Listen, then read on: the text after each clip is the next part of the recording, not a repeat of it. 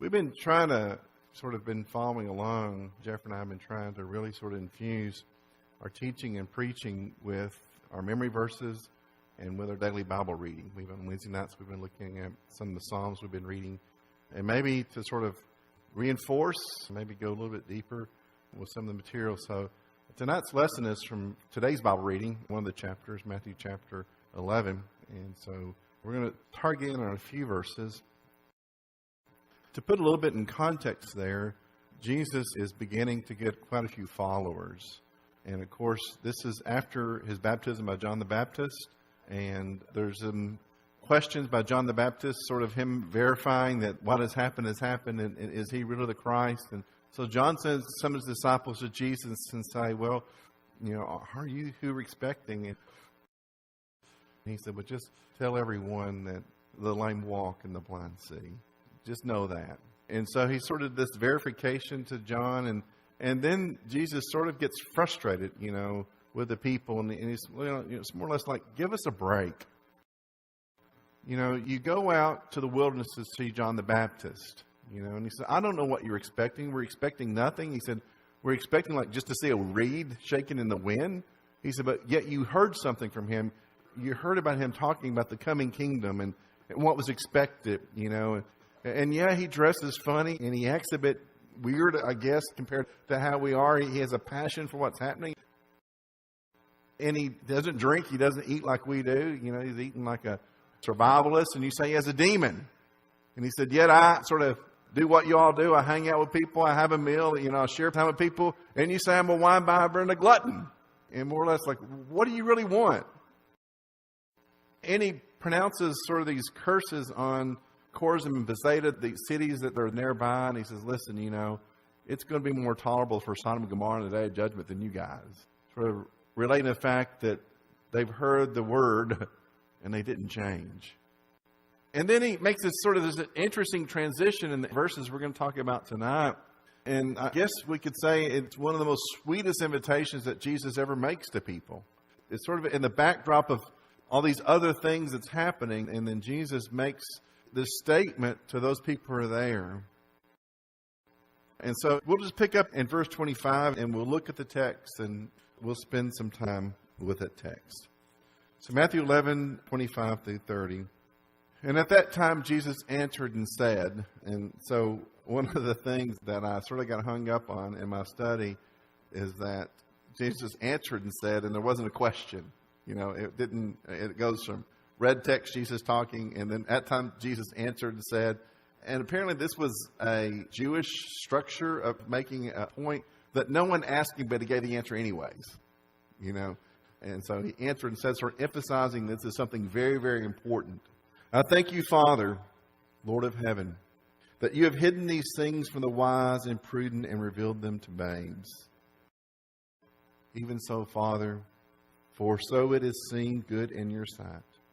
All things have been delivered to me by my Father, and no one knows the Son except the Father, nor does anyone know the Father except the Son, and the one to whom the Son wills to reveal him. Verse 28. Come to me, all who are labored and are heavy laden, and I will give you rest. Take my yoke upon you and learn from me, from gentle and lowly in heart, and you will find rest for your souls. For my yoke is easy and my burden is light. Jesus has this sort of conversational prayer with God and sort of thanking for all he's done and all he's doing through him and by him and because of him. And then he makes this sweet invitation to people, this promise, if you will. And so tonight, I really sort of want to focus in on this and as we go through, look at some of the implications of this in our lives as Christians. So come to me, all you who are labor and heavy laden, and I will give you rest. We're at the beginning of a new week. For some of us, it's going to be a very busy week, full week. You've got jobs and responsibilities with your family and your kids and stuff. And sort of Sunday is sort of like taking that pause and getting that big breath before you dive right in.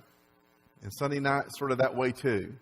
And so we really know that at times that we do feel burdened. And Jesus makes this invitation to people, to us, that if you feel overwhelmed and you feel burdened, come to Him. Come to Him. And there are challenges in our life. Relationships. We may have material challenges in our life. We may have identity challenges in our life. We may just feel the stress and demands of what's happening in and around us, the people that we love. It's easy to get burdened in this life. Jesus, being fully human, He's not been spared some of the struggles that we have. In fact, if you really looked at what's happening here in Matthew, is really an echo of what God's always been up to with His people. This morning, Jeffrey shared with us the lesson from the memory verse about how God is really into blessing people generationally. And how you live and the choices you make and your relationship to God and what you're going to do with His promises can affect your children and your children and your children's children and your children's children's children for generations to come. I never knew my father's mother. She died just right before I was born. But Granny Avo is what everyone referred to Granny Avo. And Granny Avo lived a hard life. She was widowed when she was about 37 years old. Her husband was shot and killed. He was a deputy sheriff. He was shot and killed. Left her widowed. My dad was 8. He was oldest of 4. And my aunt was 6 months old. And they had hardship in their life. But the one thing constant that anyone said about Granny Avo is, man, she was a faithful Christian woman. And it was a hardship. They didn't have a car to jump into and drive to church. They walked to church. And when the local community tried to establish a congregation, my Granny Ava was really the first one that said, put me down, put my family down. She was one of the founding members of the church where I grew up in, Double Springs Church of Christ. She was a widow with 4 kids, but she says, I need some place to raise my kids in church. And she knew hardship and she knew burdens. But the thing was that she knew by remaining faithful to God, somehow it would work out. And so, but God's always been promising. And so I can't help but think that I stand before you tonight because of decisions my Granny Avo made many years ago. And how I was raised was like by her influence. Even though she died many years before I was born.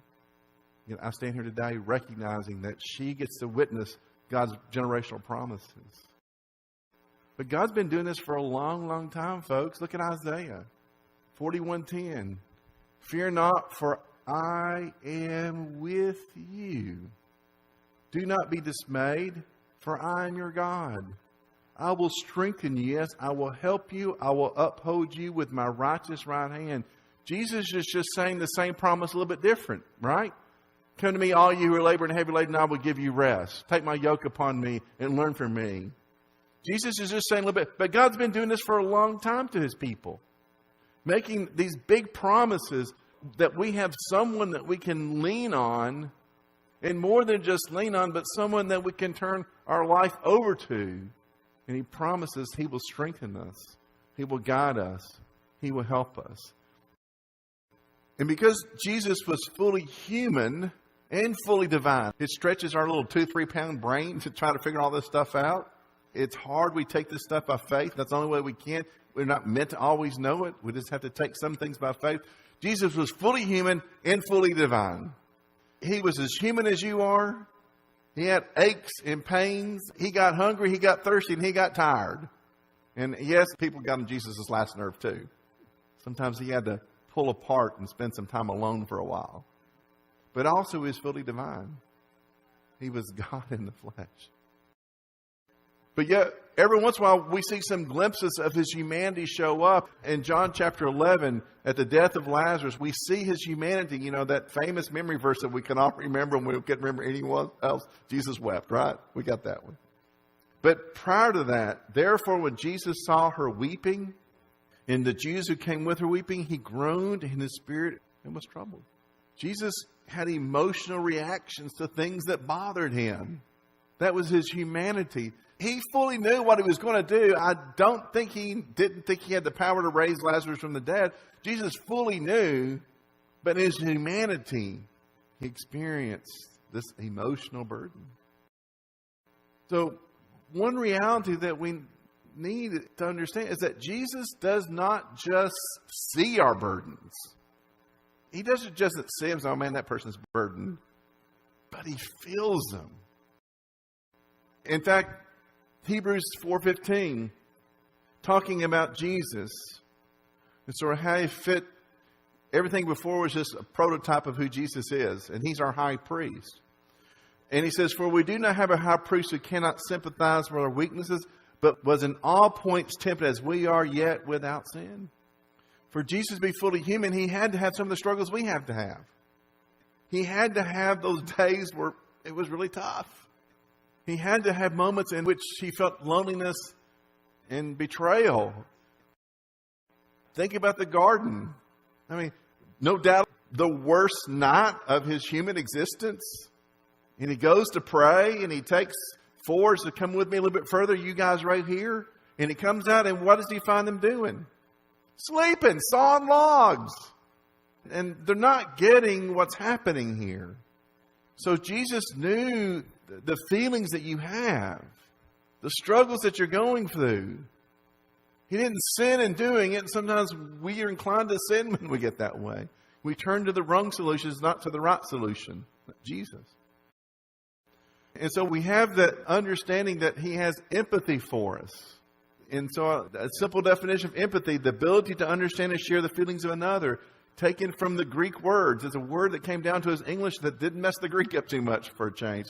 M, which means in, and pathos, which means feeling. So Jesus is in feeling for us. And pathos, that's the Greek word. Empathy is the English word. He's in feeling for us. It doesn't mean he just looks at this as, oh, I feel bad for that person. He's in the feeling with us. So this invitation comes this really deep meaning. It's not just that Jesus feels sorry for us, but he's in feeling with us. This is a challenge, but to a certain degree, we choose which burdens we keep. And then sometimes we have to realize we pack our own bags. So I don't know how you are when you travel. Okay? Do you travel light or do you travel heavy? Linda says, I hate to travel, so she doesn't want to go anywhere.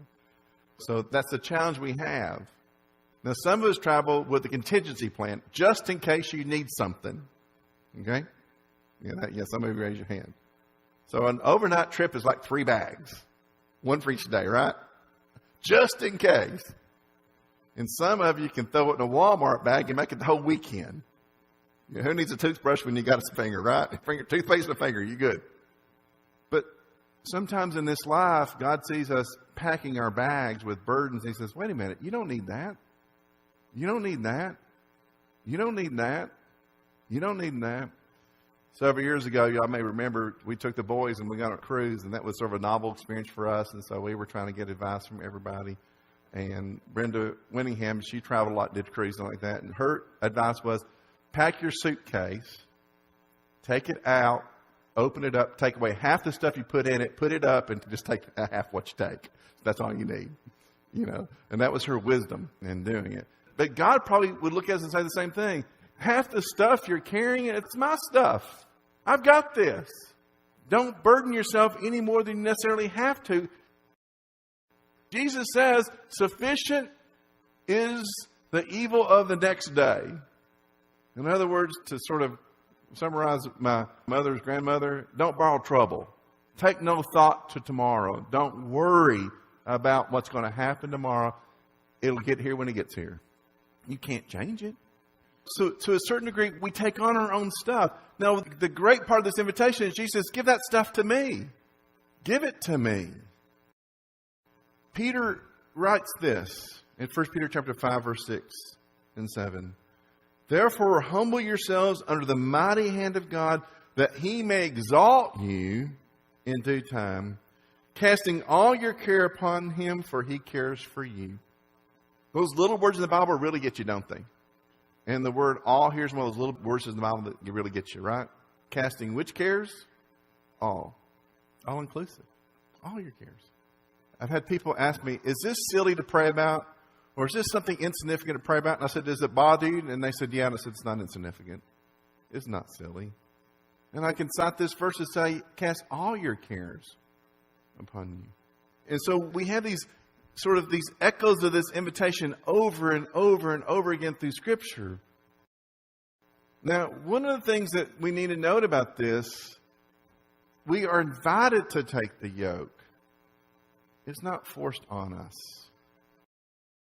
He said, take my yoke upon you and learn from me. It's your choice to take the yoke. Now, we know that Jesus, his occupational identity was that of a carpenter. People knew him. He's the carpenter's son. That's what carpenter's sons did. They became carpenters. Now, we think carpenters in stick and frame construction. Okay? But they didn't build houses like that back then. Most of the houses were made of stone. And they would pile the stone up. Now, what you need a carpenter for was to fit the house. You need wood lintels, to go above the door. You needed framing. You needed timbers. And you needed furniture. You couldn't go down to IKEA or Walmart or whatever and buy stuff in a box. You had to get the local carpenter to make you something. And you also need fittings for the house and fittings for the farm.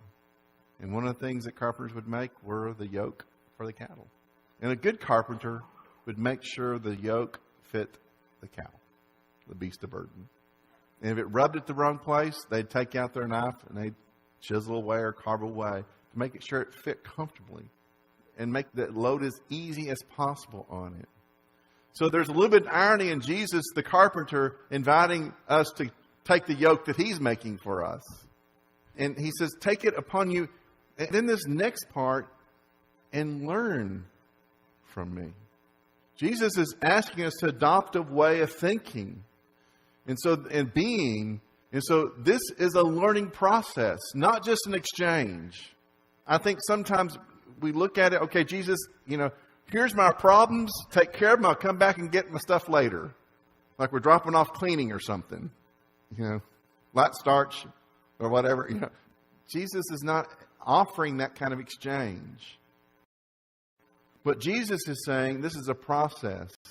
It's a learning process. We have to learn from Jesus. Take my yoke upon you and learn from me. So we have to learn this process. And here's the thing. You don't go from novice to expert in a single moment. It takes time and practice. And so this invitation of Jesus is not just sort of like to drop your stuff off with me and get back with me later. Jesus says, learn from me. Learn how to relate to life. This is a process. This taking the yoke is a daily decision. This process of learning serenity and learning peace, it's a process, not an event.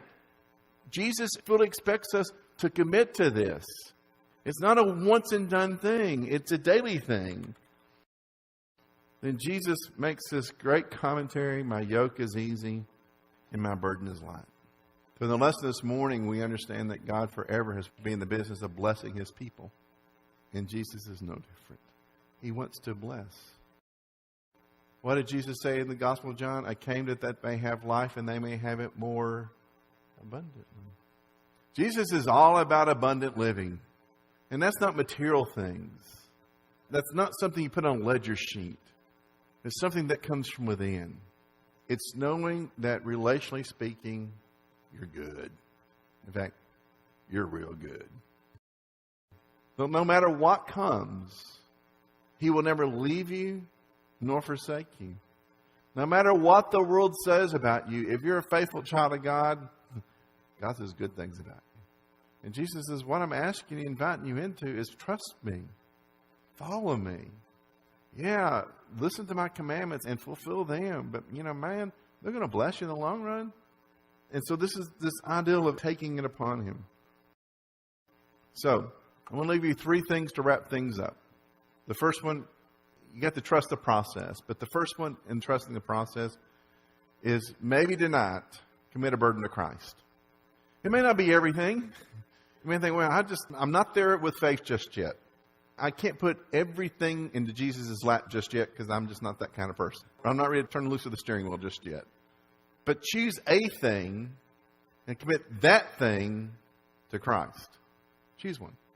Something that's bothersome. Something that's troublesome to you. And it may be a very private thing. It may be something that you just haven't shared with anybody. But commit this to Christ. This invitation, come to me who you labor and are heavy laden, and I will give you rest. Take my yoke upon you and learn from me. I'm meek and lowly in heart. This is an invitation for us to do it. So trust the process. We read the passage earlier from 1 Peter chapter 5:7. Casting all your care upon him, for he cares for you. So that's inclusive of anything. I don't care what it is that you're imagining or what you've pulled into your thinking tonight. Whatever it is, it's worthy of Jesus. Second point in the trust in the process. Pray for serenity, courage, and wisdom. I was pretty young when my mom's brother, my Uncle Bill, came to live with us. My Uncle Bill became a Christian late in life. After he moved in with us, he was in his 50s, I guess. Became a Christian late in life. But my uncle made some bad choices in his life before he became a Christian to drink alcohol. And it destroyed his life, basically. A little over 30 years ago last week that he died. He froze to death in a drunken stupor. But by him living with us in my mom's effort to try to help him, we went to AA and Al-Anon meetings. And that's where people who are struggling with alcohol and drugs and family members are trying to put their life back together. And you went to the meeting, and they opened it up with a prayer every meeting. You're familiar with the prayer, God grant me the serenity? You familiar? To accept the things I cannot change, courage to change the things I can, and the wisdom to know the difference. Serenity is like another word for peace. But God, give me the ability, because there are certain things in life I cannot change. And so sometimes we have to ask God to give me acceptance for that. And there are some things in my life that I can and should change. And that things we need help with that. Sometimes courage to do that. And then, man, we need wisdom. What are the things I can and what are the things I can't? And sometimes that's divine wisdom. In fact, James talks about divine wisdom. In fact, he says in James chapter 1, verse 5, if any lacks wisdom, let him ask of God, who gives to all liberally and without reproach, it will be given to him. Sometimes we say, God, I'm up against this. There's something I'm bothered with and burdened with. Give me wisdom. Let me know through discernment or through Scripture or through a good word from a brother or sister in Christ who's a faithful Christian. Let me know, is this something I just need to turn over and unburden myself with? Or is this something I need to dig down and do some work on? And so we have to sort of trust this process. Give God a burden and commit yourself to prayer about that. You know, and God, is this an area that I just need to let go? Or is this the area I need to dig in? Just let me know the difference. You've heard this story. It's a pretty good illustration about how some people sort of give everything to God and don't sometimes want to engage their mind. But it was a small community. The river was rising and the water was getting up. And this was older gentleman and the water was getting really, really high, you know. And the water was getting up, you know, up to his porch. And someone came around in one of those big four-wheelers, you know, one of those big four-wheel trucks, you know, the monster trucks like that, you know. He said, oh, man, jump in. He said, no, God's going to save me. So the guy goes on. It comes up, the water's getting up to the roof of his house, you know, and he's sitting on the roof of his porch. And someone comes by in a boat and says, jump in, old man. He says, no, God's going to save me. So they go on down the road. And finally the water keeps rising, and now he's standing on the top of his chimney. And they come over with a helicopter. And they throw down a rope and says, grab on, old man. He says, no, God's going to save me. And the old man drowns. He gets to heaven, and he says, God says, welcome. You got any questions? He says, yeah. He said, I thought you were going to save me. And God said, I sent a truck, a boat, a helicopter. What else did you expect? Sometimes we have to know the wisdom is when do I need to act and when do I not need to act? And we need to commit ourselves to that. You know, sort of challenge everyone, including myself at the beginning of the year, is to be still and know God. You know, and there's so many things in my life I'm thinking, man, you know, God, I really wish I hadn't preached that lesson because you're making me sort of be still a whole lot lately. But that's the challenge that we have. So trust the process. Give something to God. Pray about it. And then lastly, fulfill the law of Christ. Now, this is challenging if it's something really, really personal. But find someone that you can share it with. See, God put us in the kingdom for a purpose. And God called us to that. And so, in Galatians chapter 6, verse 2, bear ye one another's burdens and so fulfill the law of Christ. This invitation that Jesus makes, He gives us support in this. Learn from me. Jesus says, learn from me. Learn from me. Bear each other's burdens. Lighten each other's loads. Do as much as you can to help one another. One of the A teams that we started some time ago was Coffee and Care. And it's been one that I think it's met every session we've ever had A team since we began. And I don't know how it works, honestly, don't. I know we get together, we share with each other, we talk a little bit, and people say, I feel better, it helps. I don't know how it works, but God does. It's a place of sharing, a place of caring. And so we have to commit ourselves to the process that somehow this is going to come to a reality for us. Commit a burden to Christ, pray for serenity, courage, and wisdom, and fulfill the law of Christ. Share, courage, hold up, build up. So hopefully tonight there was something in this lesson from today's reading that was helpful for you, something that may have encouraged you.